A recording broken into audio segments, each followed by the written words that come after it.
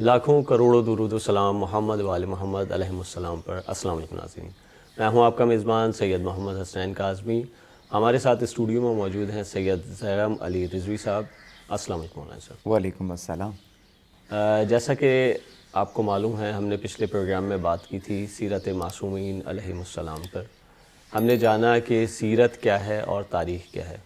اسی سلسلے کی ایک یہ کڑی ہے جس میں ہم آج بات کریں گے کہ سیرت معصومین علیہ السلام کو سمجھنے میں وہ کون سی رکاوٹیں ہیں۔ تو چلتے ہیں قبلہ کی جانب۔ جی قبلہ، ہم نے پچھلے پروگرام میں آپ نے بڑی اچھے طریقے سے وضاحت فرمائی اپنے ناظرین کو کہ سیرت کیا ہوتی ہے، تاریخ میں اور سیرت میں کیا فرق ہے، کیونکہ آج تک ہم یہ صرف سنتے آئے کہ سیرت جو ہے وہ سیرت شناسی کو سمجھنے کی کوشش کی، لیکن وہ سیرت نہیں تھی، در حقیقت وہ تاریخ تھی۔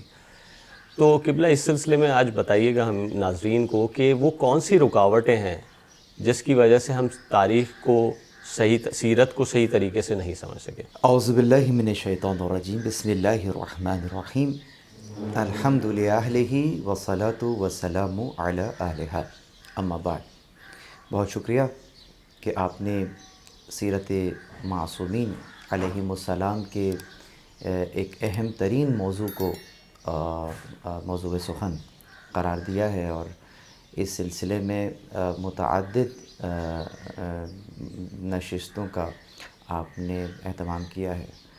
اسی سلسلے کی کڑی یہ ہمارا دوسری قسط ہے۔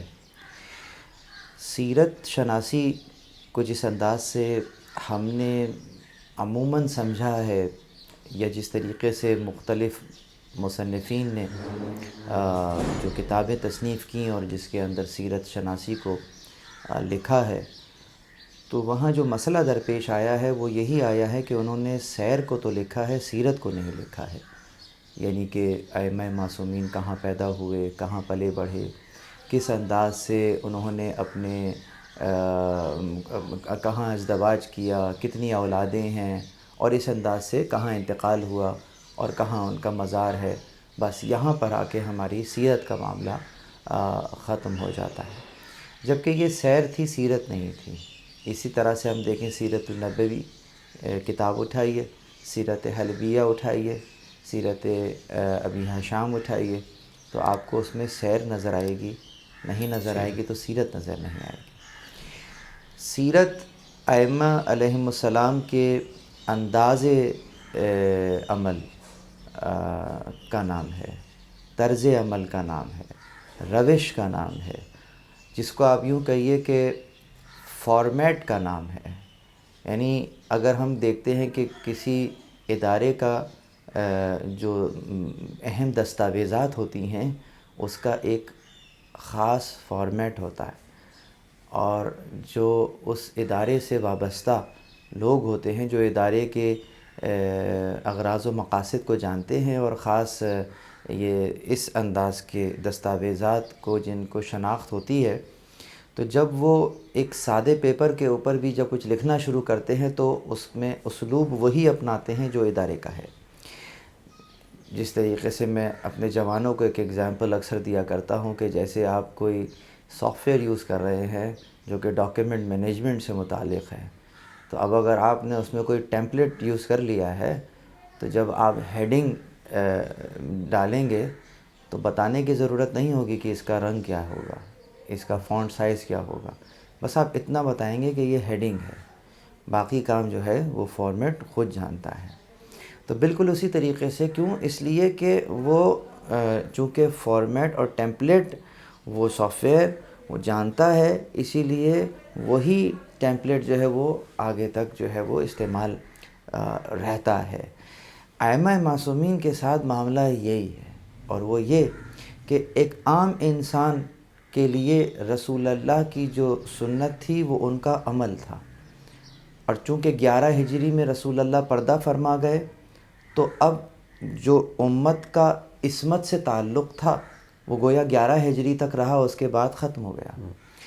اب جو 11 ہجری کے بعد کے معاملات ہوں گے، اور وہاں اگر کوئی ایسا معاملہ درپیش آیا تو وہاں پر امت کو یہ نظر نہیں آ سکے گا کہ اگر سنت رسول یہاں ہوتی تو کیا ہوتی۔ تو امام علیہ السلام کی موجودگی سے امت کو یہ فائدہ حاصل رہا کہ جو ائمہ کے در سے منسلک رہے کہ انہوں نے جو عمل انجام دیا تو وہ عمل فقط یوں عمل کے طور پہ نہ رہا، بلکہ وہ اس انداز سے رہا کہ اگر ہمارے جد ہوتے تو وہ یہ کرتے. بے شک. تو اس لیے کہ وہ اس شے کو جانتے تھے جو دوسرے نہیں جانتے. وہ اسلوب ہے، وہ روش ہے جو معصومین علیہم السلام پہچانتے تھے، جانتے تھے. اسی لیے مختلف مواقعوں پر انہوں نے جو امور انجام دیے وہ اس روش کے ذیل میں انجام دیے کہ اس وقت جو مہم ہے وہ کیا ہے. اسی لیے کوئی امام تلوار کھینچتا ہوا نظر آیا، کوئی امام صلح کرتا ہوا نظر آیا، اس لیے کہ موقع کی مناسبت سے انہوں نے رسول اللہ سے جو روشنی لی وہ امت تک اس انداز سے پہنچائی. تو یہ ایک بہت بڑا فرق ہے جو کہ ہمیں نظر آتا ہے. اس چیز کو سمجھنے کے لیے متعدد رکاوٹیں ہیں کہ ایک عام انسان نہیں پہنچ پاتا اس مقام تک جہاں پر ائمہ معصومین ہمیں دیکھنا چاہتے ہیں.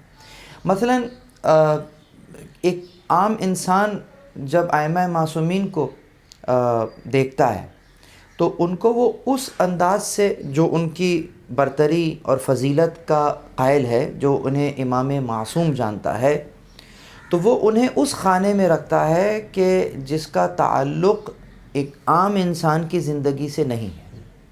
اس لیے کہ ان ہستیوں سے کچھ ایسے افعال صادر ہوئے ہیں کہ جو کہ ایک عام انسان نہیں کر سکتا.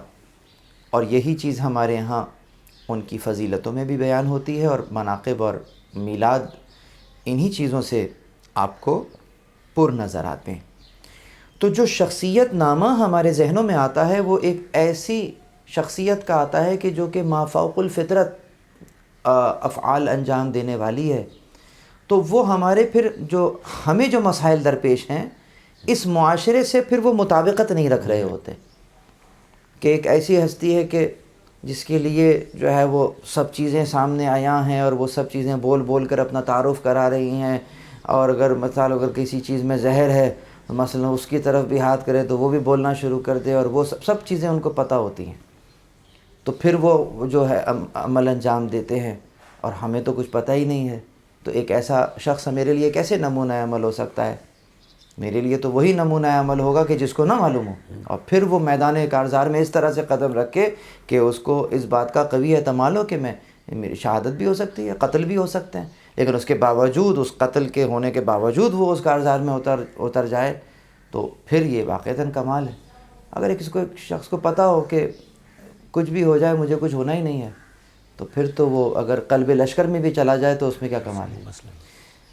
سمجھ میں آ رہی ہے؟ تو یہ جو ایک مشکل مرحلہ ہے وہ یہ کہ ہم نے ائمہ معصومین علیہم السلام کی جو ولایت تکوینی ہے فقط اس کو اہم رکھا ہے، اور ولایت تشریعی کو ہم نے ہلکا کر دیا ہے یا اس سے صرف نظر کر دیا ہے.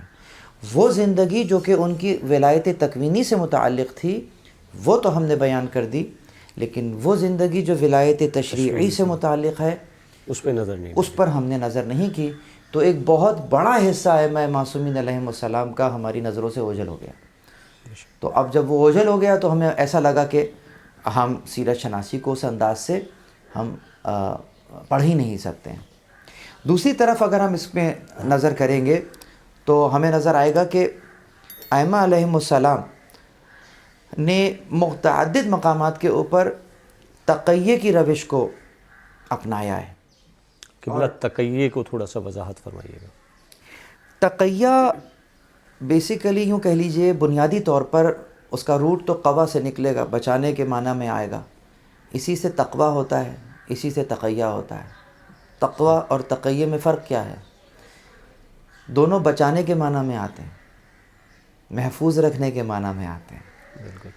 بس فرق صرف اتنا ہے کہ تقویٰ سے ایمان بچتا ہے اور تقیہ سے جان بچتی ہے. سبحان، بہت اچھا. تو جب مومن اپنی جان اور مال بچانا چاہتا ہے، عزت آبرو بچانا چاہتا ہے تو تقیہ کر لیتا ہے، اور جب ایمان بچانا چاہتا ہے تو وہ تقویٰ کا سہارا لیتا ہے. دیکھنا یہ ہوتا ہے کہ جو جان بچائی جا رہی ہے اور جو مال بچایا جا رہا ہے، یہاں تک کہ عزت اور آبرو بھی اگر بچائی جا رہی ہے، واجب ہے، لیکن کیا اس کو بچانے سے دین تو خطرے میں نہیں آ رہا ہے؟ ایسا تو نہیں ہے کہ تمہاری آبرو بچ رہی ہے لیکن دین بے آبرو ہو رہا ہے، تو وہاں پر پھر جائز نہیں ہوگا کہ آپ تقیہ کریں گے۔ لیکن اگر آپ کو دین کی آبرو کے لیے، دین کے استحکام کے لیے، دین کے استمرار کے لیے اگر آپ کو اپنی جان بچانی پڑے کوئی ایسا کلمہ کہہ کر کے جو کہ حق نہ ہو، جائز ہے۔ سبحان اللہ۔ ایسا کلمہ آپ نے اپنی زبان سے ادا کیا کہ جو کہ آپ کی فقط زبان پر ہے لیکن دل سے وہ نہیں ہے، دل میں ایمان ہے، لیکن زبان پر آپ نے کلمہ کفر جاری کر لیا کہ جان بچ جائے تو اس میں کوئی حرج نہیں ہے۔ خدا دلوں کے حال جانتا ہے، انہ یعلم الجہر وما یخفی، وہ بھی جانتا ہے جو ہم ظاہر کرتے ہیں اور وہ بھی جانتا ہے جو ہم نے چھپایا ہوا ہے۔ تو اس کو تقیہ کہتے ہیں۔ تو ائمہ معصومین علیہم السلام نے کئی مواقعوں کے اوپر تقیہ کیا۔ اب جب تقیہ کیا تو مورخ نے ان کو اس انداز سے جو دیکھ کر لکھا تو ایسا لکھا کہ انہوں نے تو کوئی عملی انجام نہ دیا، انہوں نے تو فلاں امام نے تو یہ کام نہ کیا، آپ یہ کام کیوں کر رہے ہیں؟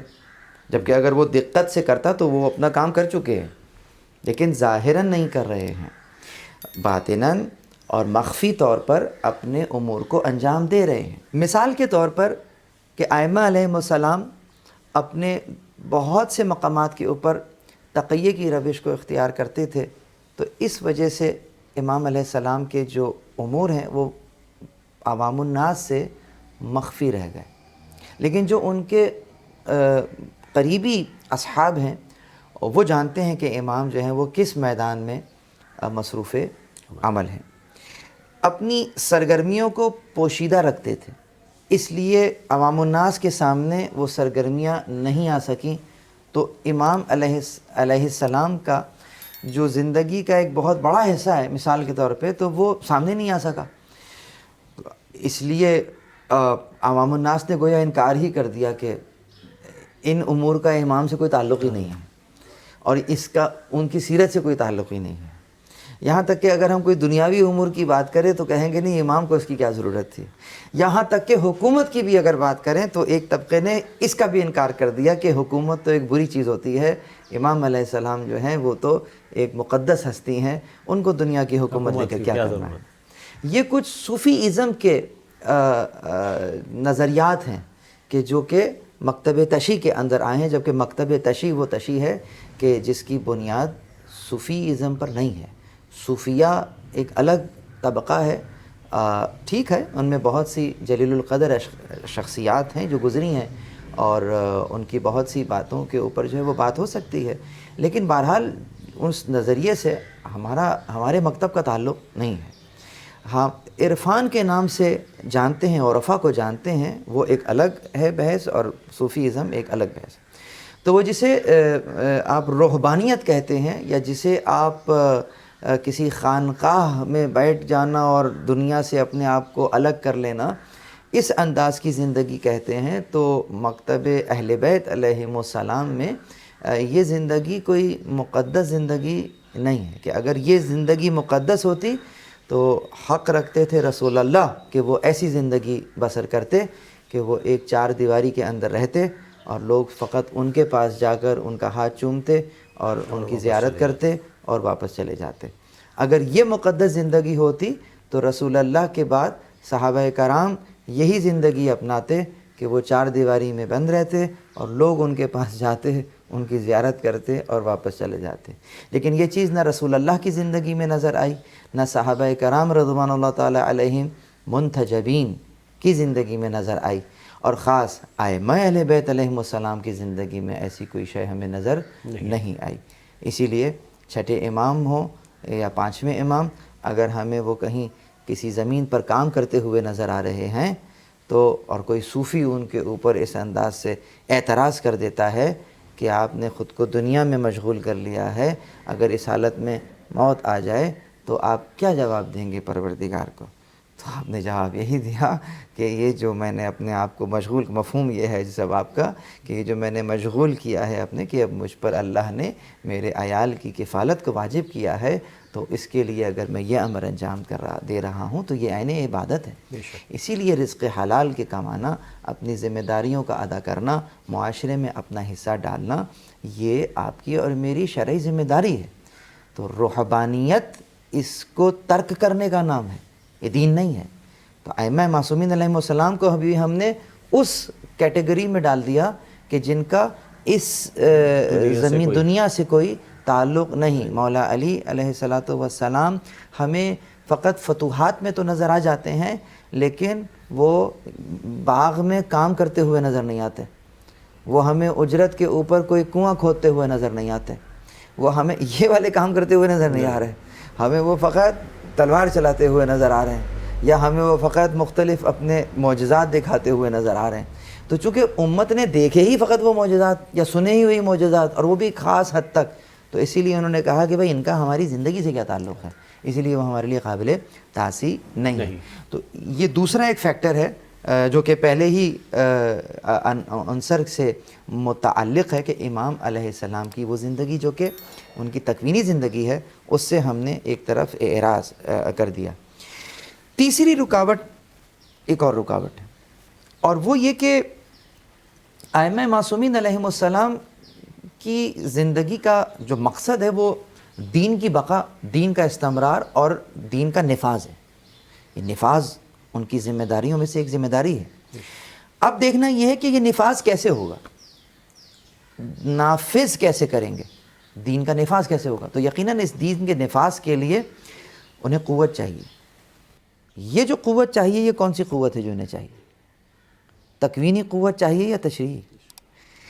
اب اگر بات کہیں کہ تکوینی قوت کافی ہے، تو پھر تو کوئی تبلیغ کرنے کی ضرورت ہی نہیں ہے۔ رسول اللہ صرف ایک نظر کرتے، ایک اشارہ کرتے، وہ جن کے اشارے پر چاند دو ٹکڑے ہو رہا ہے، تو کیا کعبے میں رکھے ہوئے بتوں کو اشارہ کر کے نہیں توڑا جا سکتا تھا؟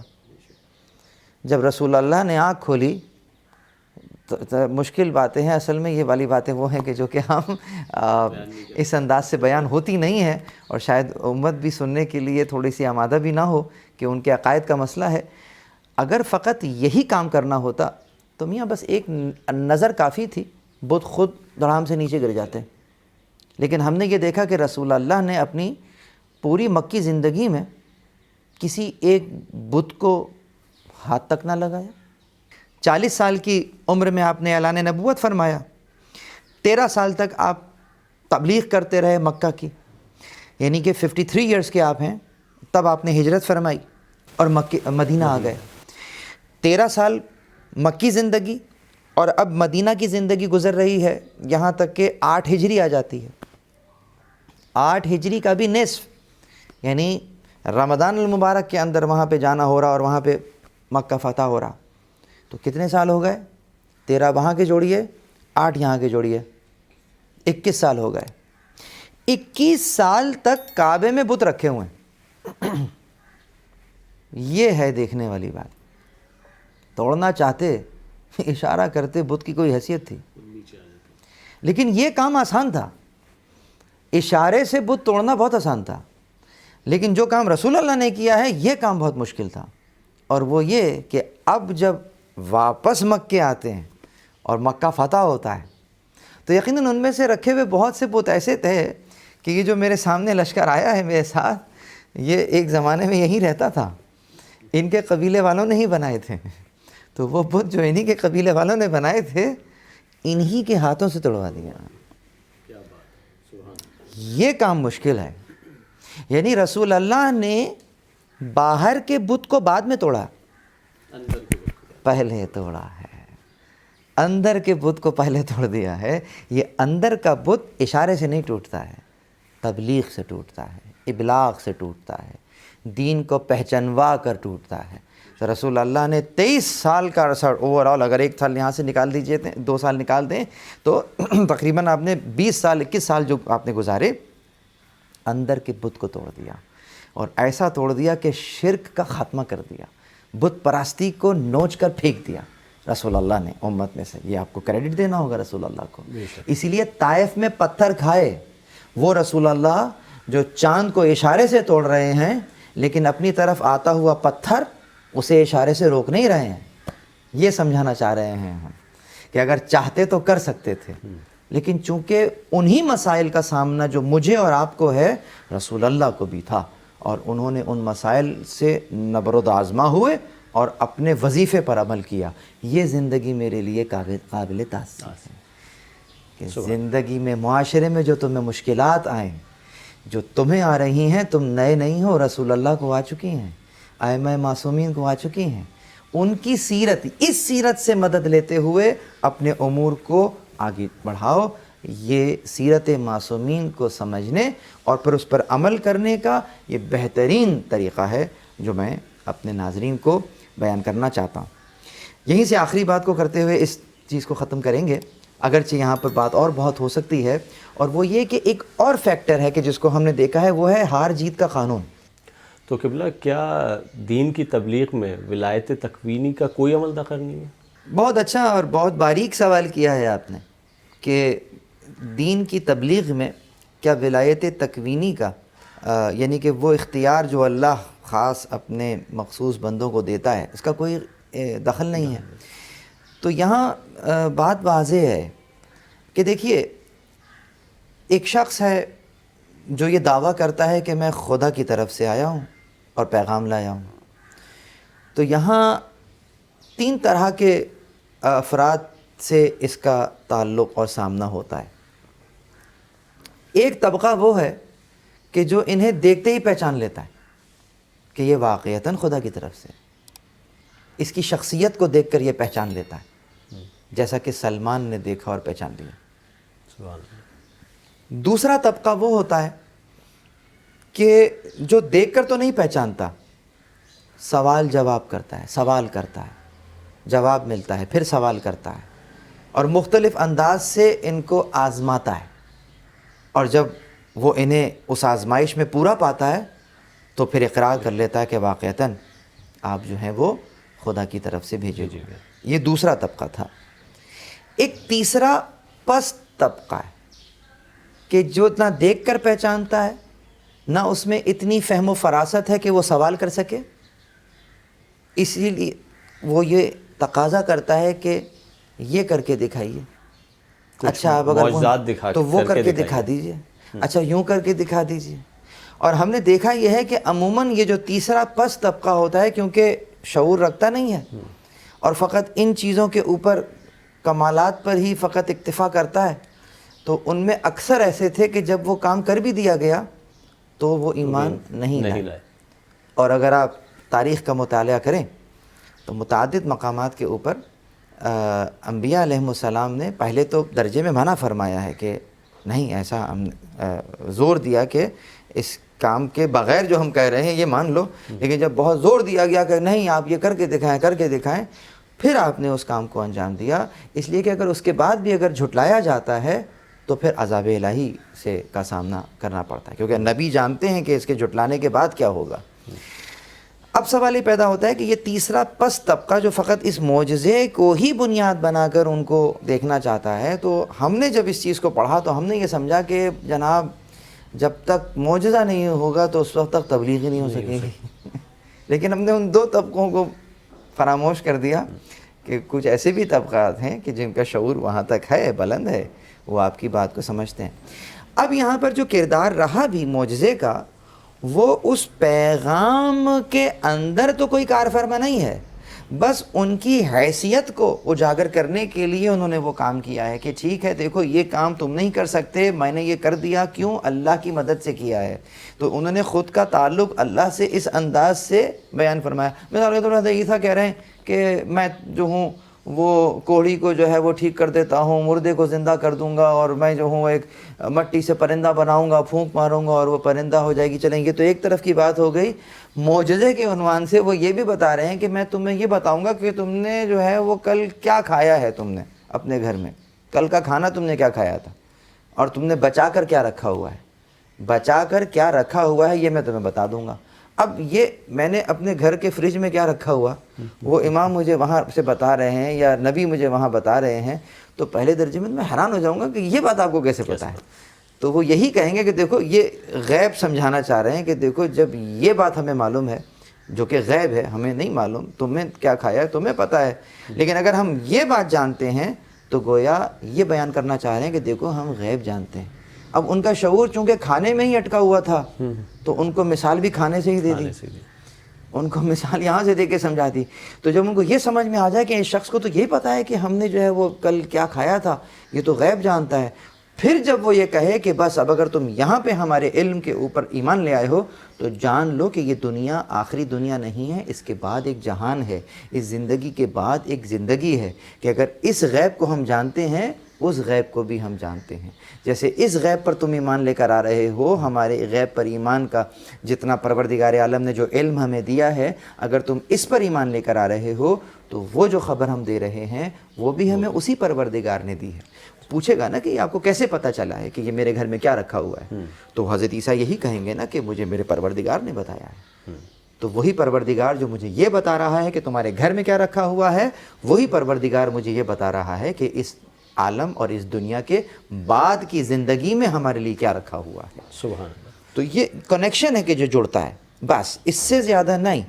تبلیغ جو کرنی ہوگی اس میں معجزے سے کام نہیں لیا جائے گا. تبلیغ میں تو آپ نے اپنے کردار کو سامنے رکھنا ہوگا، افکار کو سامنے رکھنا ہوگا، نظریات کو سامنے رکھنا ہوگا، اور جو تمام مسائل ہیں ان کا سامنا جو ہے وہ اسی انداز سے کر کے پھر اپنی بات کو آگے بڑھانا ہوگا. قبلہ اسی سے ملتا ہوا ایک سوال میرے ذہن میں ابھرتا ہے کہ جو رسول اللہ کو فتوحات حاصل ہوئیں تو اس میں کیا غیبی مدد تھی صرف، یا ان کی جو عوامی طاقت اور قوت کا بھی اس میں کچھ عنصر تھا؟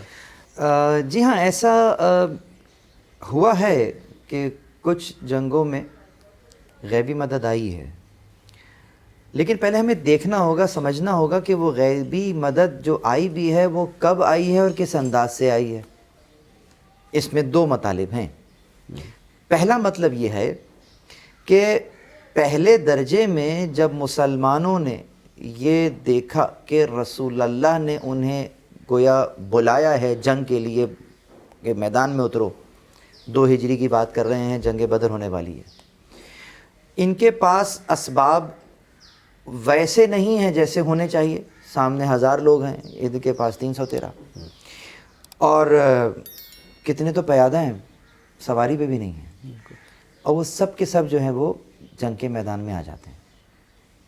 انہوں نے اکتفا کیا ہے کس چیز پر؟ جو ان کے پاس ہے، جو جس کے پاس ہے، جس انداز کا بھی ہے، بس اس نے اس کو لیا ہے، اور اس کے بعد جو میگزیمم یہ کر سکتے تھے انہوں نے اپنا اس میگزیمم یعنی کہ جو انتہا تک یہ جو کام کر سکتے تھے اس انتہا تک انہوں نے اپنا کام کر دیا اور میدان میں آ گئے. اب پروردگار عالم کی طرف ان کی نظر ہے. اب ہم نے دیکھا کہ پروردگار عالم کی مدد آئی، لیکن یہ مدد فرنٹ پہ نہیں ہے، یہ مدد بیک پر ہے. سامنے مسلمان ہیں، فرشتوں کی مدد ہے، پیچھے ان کے ساتھ موجود ہیں. گویا لڑ یہی رہے ہیں، ان کی معاونت کر رہے ہیں فرشتے. وہ کرنا اگر فرشتوں نے ہی لڑنا ہوتا تو مسلمانوں کو جانے کی ضرورت ہی نہ تھی. تو اس سے تو یہ بات بھی ظاہر ہوئی نا کہ جب تک کہ وہ انسان خود میدان عمل میں نہیں آئے گا، جب تک غیبی مدد بھی نہیں آئے گی. ماشاء اللہ، یہی وہی وہ بات ہے جو ہم بیان کرنا چاہ رہے ہیں کہ جب تک میں اپنی ذمہ داریوں کا احساس نہیں کروں گا اور میدان عمل میں نہیں آؤں گا تو وہ جسے آپ غیبی مدد کہہ رہے ہیں وہ غیبی مدد بھی نہیں آئے گی. یعنی کہ جو غیبی مدد ہو بھی رہی ہے اس میں بھی یہ عنصر جو ہے وہ پوشیدہ ہے کہ یقیناً آپ اپنا کام کر چکے ہیں تو پھر وہ غیبی مدد بھی آ گئی ہے. لیکن دوسری طرف ہم یہ دیکھیں گے کہ ٹھیک ہے اب تو غیبی مدد آ گئی اور میں اپنا کام بھی کر چکا، لیکن ہوا یہ کہ جناب میں 313 پر مشتمل تھا اور وہاں 1000 کا لشکر تھا، تو بہرحال وہ ہو گیا کا. لیکن یہ اصول نہیں قرار پائے گا، یہ مسئلہ ہے. اصول یہ نہیں ہوگا کہ جناب کوئی پرابلم نہیں ہے بس ایک ہی لے کے چلے جاؤ، کیونکہ ہم نے دیکھا کہ اگر ایسا ہوتا اس قسم کی مدد جو ہے وہ جو جسے یہاں بدر میں آ گئی، لیکن اگر یہ اصول قرار پاتا تو ہر مقام کے اوپر اسی انداز کا کام ہوتا. مثلا ہم نے دیکھا بعد کی جنگوں کے اندر، زیادہ دور کیوں جائیے، آگے آ جائیے نا. یہ تو 2 ہجری تھی، 3 ہجری کو احد ہوئی ہے. احد میں کیوں نہیں آئی ریبی مدد؟ اور آگے آ جائیے، خندق آ جاتی. خندق میں کیوں نہیں آگے ریبی مدد؟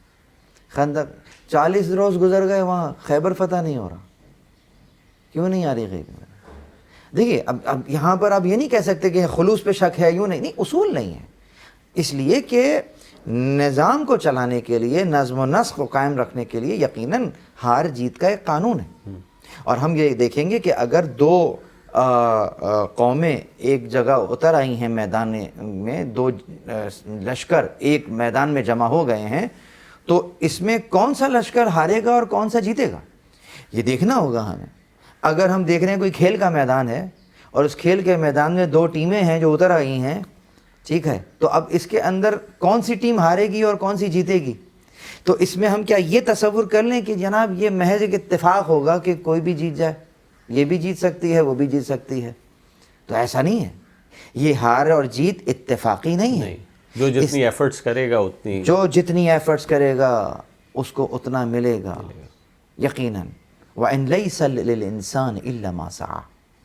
سبحان اللہ. انسان کے لیے اتنا ہی ہے جتنی کی کوشش کرتا ہے. تو جو جتنی کوشش کرے گا اس کو اتنا ملے گا. اب ہم نے یہ دیکھا کہ ایک ٹیم جو ہے وہ تیار ہے، اس نے اپنا ہوم گراؤنڈ کیا، ہوم پریکٹس کی ہوئی ہے، اور پھر وہ اپنی پوری صلاحیت کے ساتھ میدان میں اتری ہے. تو یقیناً اب قانون یہ کہتا ہے کہ یقیناً یہ آمادہ بھی ہے، یہ پریکٹس میں بھی ہے، تو اس کو فتح نصیب ہوگی. لیکن اگر وہ ٹیم کہ جو سوئی ہوئی ٹیم ہو، وہ پھر میدان میں نہیں جیت سکے گی. یہیں پر ہم دیکھتے ہیں کہ جب ہم نے بہت ساری آیات کی طرف بھی اگر ہم نے نظر کی تو کچھ آیات ہیں جو کہ ہمیں اس موضوع کی طرف لے کر جاتی ہیں. مثلا اگر ہم آل عمران کی آیت نمبر 149، 150 اور 151، ان تینوں آیات کے سیاق و سباق کو سامنے رکھتے ہوئے ان آیات کا مفہوم سامنے رکھیں تو اس میں پروردگار عالم نے درمیان میں سنلقی فی قلوب الذین کفروا رعب، ہم نے جو ہے کافروں کے دلوں میں تمہاری ہیبت ڈال دی. تو یقیناً یہ ایک امر الہی ہے جو پروردگار عالم نے کیا، یعنی کہ کافروں کے دلوں میں تمہاری ہیبت ڈال دی. تم کم تھے، وہ زیادہ تھے، تو اس چیز کو کمپنسیٹ کیا پروردگار نے کہ ان کے دلوں میں رعب ڈال دیا، تو وہ پھر کم بھی ان کو بہت دکھنے لگے اس انداز سے. تو یہ امر یقیناً واقع ہوا ہے، غیبی مدد آئی ہے، لیکن یہ اصول نہیں قرار پایا. اس لیے کہ جو قرآن یہاں غیبی مدد کی بات کر رہا، وہ دوسری طرف یہ بھی کہتا ہوا نظر آتا ہے کہ وَعِدُّ لَهُم مَا اسْتَطَعْتُم مِّن قُوَّةٍ وَمِن رِبَاطِ الْخَيْلِ، کہ تم جو ہو لڑنے کے لیے جو کچھ قوت سے اور صحت مند گھوڑوں سے جمع کر سکو سو تیار رکھو.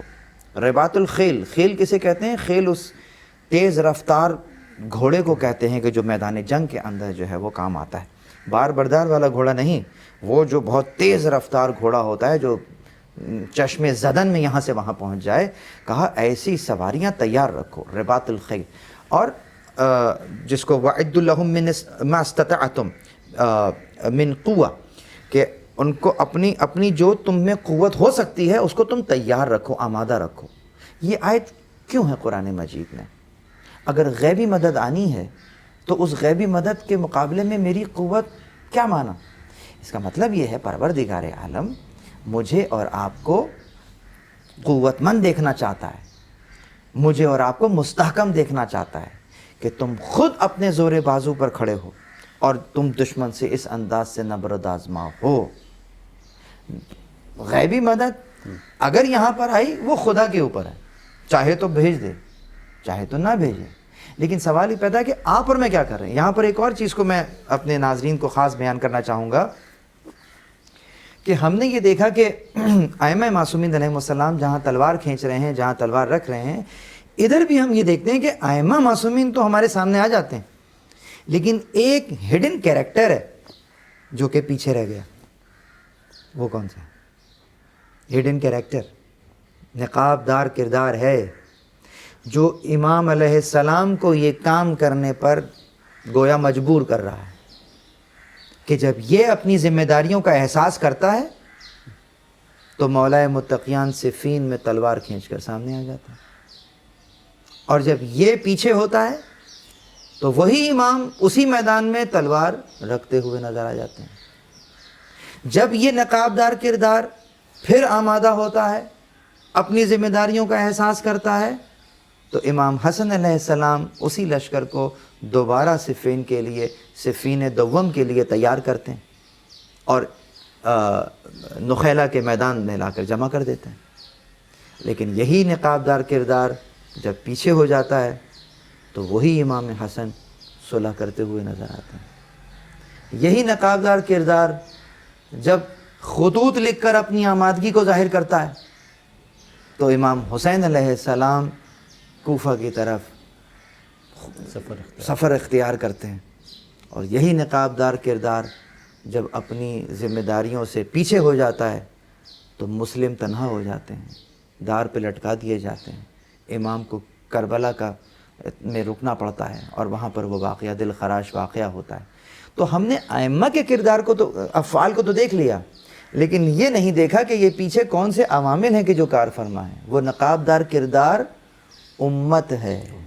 جب امت آمادہ ہوتی ہے اور اپنے امام زمان کے ساتھ مل جاتی ہے تو امام زمان اس انداز سے، یہی سلسلہ چلتے چلتے آج 1445 ہجری میں ہے کہ آج امت آمادہ ہو جائے تو اگلے ہی لمحے ظہور ہو جائے گا، لیکن چونکہ ناصر تیار نہیں ہیں، اتنے افراد نہیں ہیں کہ جو کہ ائمہ کو چاہیے، تو امام علیہ السلام غیبت میں۔ بہت شکریہ قبلہ۔